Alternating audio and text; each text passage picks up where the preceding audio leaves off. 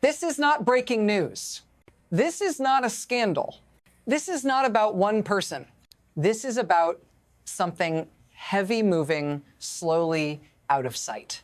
Something most people never watch because it rarely moves fast. And because when it does, the consequences arrive late. You are told to watch speeches. You are told to watch elections. You are told to watch ships, planes, borders. But the system that actually decides how long stability lasts does not make noise. It sits in spreadsheets. It settles quietly. And when it starts leaving, it does not ask permission. What's happening now is not panic. It is not emotion. It is preparation. A decision has been made that cannot be reversed without cost. Not tomorrow. Not next year. Already. If you want to understand what kind of future is being priced in right now, stay with me. Because the signal isn't where you've been told to look. And once you see it, you can't unsee the direction it's pointing. The mistake is thinking this system is controlled by leaders. It isn't. It's controlled by a promise. A promise that says certain pieces of paper will always be accepted. No matter the politics, no matter the conflict, no matter the cost. For decades, that promise organized the world. Trade flowed into deficits. Deficits flowed into debt. Debt flowed into vaults overseas. And everyone agreed not to touch the plumbing. That agreement is what kept interest rates low. It's what made growth feel normal. It's what allowed governments to borrow without consequence. But here's the shift. The system is no longer ruled by return. It's ruled by jurisdiction. Who holds the asset matters less than where it sits. Who issues the promise matters less than who can freeze it. That is the quiet change. And once the system crosses that line, trust stops being financial. It becomes political. And political trust expires faster than bonds do. Which brings us to the moment when something that used to be automatic suddenly had to be reconsidered. For a long time, nothing appeared to change. That was the point. The system didn't break. It thinned. Before, reserves were held because they earned something. They paid interest. They smoothed trade. They rewarded patience. Now, reserves are held because moving them is dangerous. Before accumulation was celebrated, more integration meant more safety. More exposure meant more leverage on growth.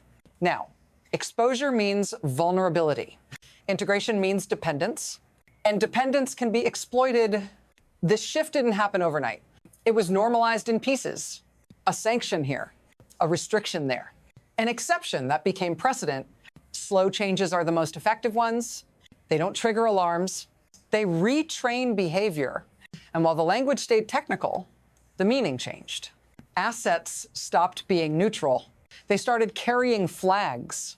By the time anyone noticed, the question was no longer, does this make money? It became, what happens if I can't get it back? And once that question enters the system, every long-term assumption has to be rewritten, which is why the next move wasn't loud. It was deliberate. Then the numbers moved, quietly, officially, without explanation. A line item most people never read began collapsing faster than models allowed for. Not over years, over months. On paper, it still looked large. Hundreds of billions.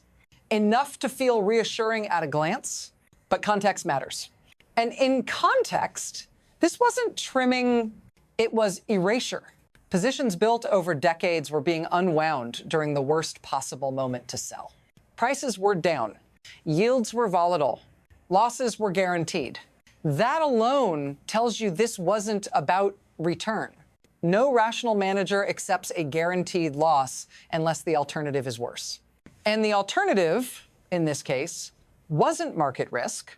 It was access risk, because selling slowly protects price. Selling carefully protects optics. This did neither. The velocity was the signal. Speed over discretion. Exit over elegance. Which raises a question the data can't answer on its own. What kind of risk makes a loss feel like relief? And why would anyone decide that now instead of waiting? Here's how the system actually absorbs a shock like this. When a major holder sells, The market is supposed to respond, supply up, prices down, yields up. That's the release valve. That's how risk is priced. But this time, the valve didn't open. Instead, the weight was transferred quietly, laterally. As one buyer stepped back, others stepped forward. Not because the trade was attractive, because the alternative was unacceptable. These buyers weren't chasing yield, they were protecting structure. Balance sheets were stretched to hold paper they didn't need, didn't want, and couldn't easily sell later. This is the difference between an economic buyer and a political one. Economic buyers care about price. Political buyers care about survival. The damage doesn't disappear. It just moves. It moves from the seller to the holder, from the center to the periphery, from the visible to the concealed. And the system holds together only as long as every new holder agrees to keep holding. That agreement is fragile because it depends on something markets don't price well at all: endurance. And that's where the next stress point begins to form. Pressure doesn't announce itself. It accumulates. One balance sheet tightens, another compensates. Liquidity is borrowed. Risk is deferred. But deferral has a cost. Currencies start to wobble. Funding markets strain. Emergency tools move from theoretical to routine. This isn't a crash. Crashes are obvious. This is worse. This is a system running on obligation instead of confidence. Every new buyer is weaker than the last. Every transfer concentrates risk. Every intervention shortens the runway. And still, the selling continues. Not in panic. In sequence, which means the market isn't repricing a trade. It's absorbing a strategy that assumes time favors the one who can wait longer. And time is not evenly distributed. Some economies can pause. Others bleed when they do. At a certain point, the question stops being, can this be managed? It becomes, who breaks first? Because once one holder is forced to sell for their own survival, the chain reaction won't need encouragement. It will need containment. And containment is never free. This is where it stops being abstract. This is where it reaches you. Because when balance sheets absorb pressure, they pass it on. It shows up as tighter credit, as higher borrowing costs, as fewer second chances. It shows up when a mortgage resets, when a loan application stalls, when a small failure suddenly isn't survivable. You're told this is normal volatility. You're told to zoom out. You're told the system is resilient, but resilience for institutions often means transfer for individuals. Risk doesn't vanish. It relocates. And when political decisions hold markets together, the cost is paid by people who never voted on the trade.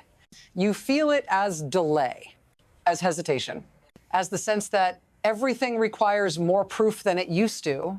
That isn't coincidence.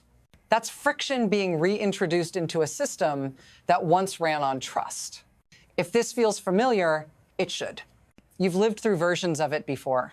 What's different now is scale. And scale doesn't stop at borders. Once this kind of pressure leaves its origin, it doesn't stay contained. It moves through exchange rates, through trade terms, through capital controls disguised as prudence. Countries that once park surplus safely start asking different questions. Not about yield, about reach. Supply chains respond before governments do. Contracts shorten, inventories grow, redundancy replaces efficiency. This is how a financial signal becomes a physical one. Resources start flowing toward places that can hold them without permission, without intermediaries, without deadlines. And as that happens, cooperation thins. Alliances become transactional. Trust becomes conditional. Every agreement carries an unspoken exit clause. What used to be global becomes segmented. What used to be shared becomes strategic. And the system adjusts by shrinking, not collapsing, contracting, which is harder to see and harder to stop. Because contraction doesn't feel like crisis. until the options are already gone. And that leaves us facing a future that no longer offers a single outcome. From here, the system has three ways forward. None of them are clean. The first is adjustment, slow, managed, technocratic. New buyers step in. New rules are written. The asset survives, but smaller, more regional, less automatic. Stability becomes conditional. Expensive, but familiar. The second is erosion. More likely, trust decays faster than policy can respond. Each intervention works, but for less time. Yields creep up. Liquidity thins. Confidence leaks out quietly. Nothing breaks, but nothing heals either. The third path is rupture. Abrupt, triggered not by intent, but by necessity. A forced sale, a currency defense, a political moment that makes holding impossible. That's when price discovery returns all at once. These paths don't announce themselves. They overlap, they blur, and the system can move from one to another without warning. What matters is not which path is chosen, it's how much capacity remains when the choice is forced. Because the future isn't decided by forecasts. It's decided by who can still absorb pressure when no one wants to. And that brings us to the unresolved part of this story. Nothing here ends cleanly. There is no announcement when a system like this crosses the line. No bell, no vote, no headline that says, this is the moment it changed. What you get instead is behavior. Quiet choices, persistent direction. Assets that used to be parked are moved. Promises that used to be assumed are questioned. Stability that used to be free becomes conditional. And once that happens, going back isn't a policy decision. It's a credibility problem. The danger isn't collapse tomorrow. The danger is discovering too late that the thing holding everything together was never guaranteed. If you're still thinking in terms of cycles, this will feel confusing. If you're still waiting for a signal, you may already be watching it. Because the most important shifts don't ask for attention, they wait for complacency. If you want to understand where this goes next, you can't just watch outcomes. You have to track pressure, flows, constraints. That's what will follow next. Because once a system starts preparing for a future without trust, the question is no longer if things change. It's who notices in time